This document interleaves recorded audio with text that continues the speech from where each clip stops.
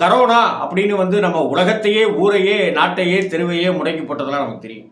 So கஷ்டங்கள், சோதனைகள், வேதனைகள், வலிகள், அவமானங்கள்னு புதுசு புதுசாக வரும். தேடி தேடி வரும். இதற்கெல்லாம் நாம் என்ன வழிபாடு செய்யணும், என்ன பரிகாரம் செய்யணும் அப்படின்னு கலியுகம் இல்லையா? ஒரு வாசகமே இருக்குங்க, கலியுகத்துக்கு கால பைரவர் அப்படின்னு. பைரவ வழிபாடு நாம தொடர்ந்து செய்யணும்.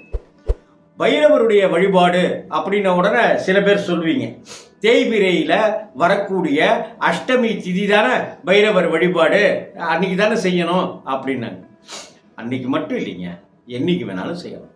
நம்ம மனசில் எப்போ ஒரு வழி வந்திருக்கோ நம்ம நேராக போய் சிவன் கோவிலில் இருக்கிற பைரவர் சந்நிதியில் போய் நின்றுடும். அந்த பைரவரை நாம் வழிபடணும். அதே போல் உங்கள் வீட்டில், உங்கள் தெருவில் இருக்கிற தெரு நாய்களுக்கோ அல்லது மனிதர்